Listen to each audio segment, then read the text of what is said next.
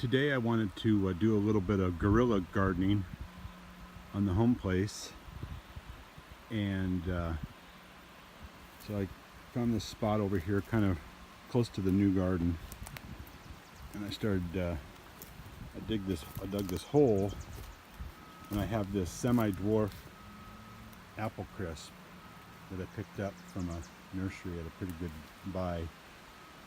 And I dug the hole, and this soil is really nice. Normally this clay you can't dig in it, especially with the rain that we've had lately. But this was just, it almost feels like, or seems like it has some sand in it, so I've never seen that on the property at all. But I put a couple of fish carcasses in there, and then a couple of eggs. Sometimes the chickens will lay kind of funny looking small eggs, and I've eaten, in the beginning I ate a couple, but now I just try to use them in the garden or whatever, give them to the dog. And then I also have some worm castings and some azomite, which is the rock dust, and I'm going to add that into it.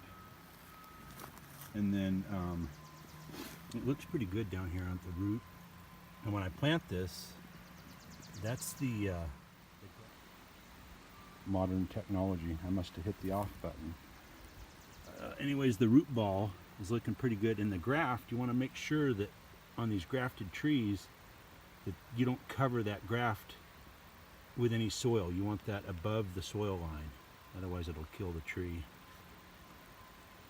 And then this is some compost that I made out of the chicken coop. It's been sitting in a pile, and I've turned it several times in the last, I don't know, 6 or 8 months. And then I sifted it through a 1/2-inch screen, and this is the same material, just unsifted, and I'll put this on the top. Alright, I don't think I'll be able to do this with one hand, so I'll be right back with you. Another thing I forgot to say is I buried those couple fish and those eggs, and then I put some of the rock dust and then the worm castings, and then I put my compost on top. Like you don't want the roots to be right on top of all that stuff. You want to put some soil in between it, so it has to work to get it. You know, it'll sense that it's there, and it'll work its way towards all that good nutrients down underneath. And then another thing too is I really like to incorporate a lot of the soil from here on the place. If you make it all nice and fluffy and in the hole, once it gets outside the hole, it's in for a rude awakening. So you want to incorporate some of this native soil in there, so it kind of knows where it's going to live and what it's in for. All right, I'll be back with you. The tree placed in the hole, and you can see I dug this hole big enough. There was some pretty good sized tap roots going out, and you want to make sure that when you put them in the hole that you don't bend them. Dig it out and make sure there's enough room for those roots to expand without being twisted or, you know, crammed in a hole. And I've been alternating the little bit of the worm castings, and then the mulch, and then the native soil. And then another thing too is at this point you want to make sure that you get the tree straight, and I'll probably come back with a stake and stake it for the first couple years, just to give it, you know, a little bit of help and stability. There's not a lot of wind down in this area, but a lot of times I find out that when you live in the forest, stuff happens and they tell you, oh, that never happens. So it's better just to be a little bit prepared and give it a little bit of help. Could be, you know, I don't know. The guy at the nursery told me that these could get apples next year, but what I found is when you get these bare roots, it usually takes 3-4 years. But it's going to be nice. These actually are my favorite apple. These Honeycrisp, unbelievable.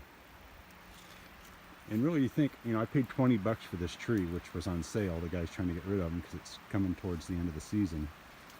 But it won't take that many pounds of apples to pay this back. So, I mean, if I get a couple of good years off this tree will pay for itself in no time. Way better than going out to lunch, if you ask me. You know, I could have spent 20 bucks on this tree for apples for a long time in the future, or I could have went and ate a burger that in a week I won't even remember I ate. All right, we got the tree in, we got the layers in, and then now I'm just top dressing it with just regular wood chips. And when I talk about wood chips, you can see there's wood chips and there's also green in there to really get it to break down and have the nutrients. You don't want just straight wood, carbon. You want some nitrogen in there. That's why when I build my compost in the chicken coop, a lot of their manure is a good nitrogen source as long as it's not too much. Sometimes in the chicken coop, if I can start smelling it smells like ammonia, I know there's too much nitrogen and I need to get some more wood or some more carbon in there, and that'll take care of the smell. So, and then as you can see, the graft is above the ground, but then just right underneath there, there's some little roots you can see. So you want to make sure that those are covered up. And then I'll just do these wood chips around it. And these will probably break down a little bit here, maybe midsummer.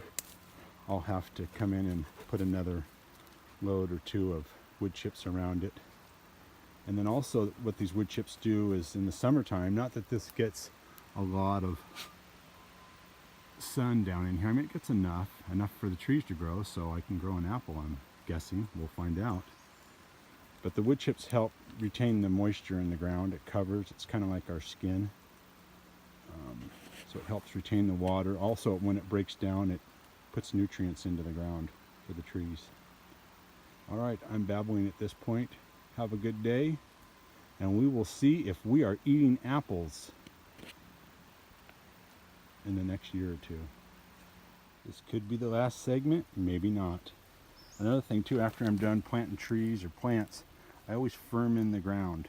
Trees, I'll try to, a few inches from the trunk, I'll walk around and make sure it's packed in there. You want to you don't want any air pockets down in there. You want air down in there, but not air pockets. And then also another very, very important thing after you plant a tree or plant, even though the soil's fairly wet and moist, I still will water this in. So I won't bore you with that, but that would be my last step.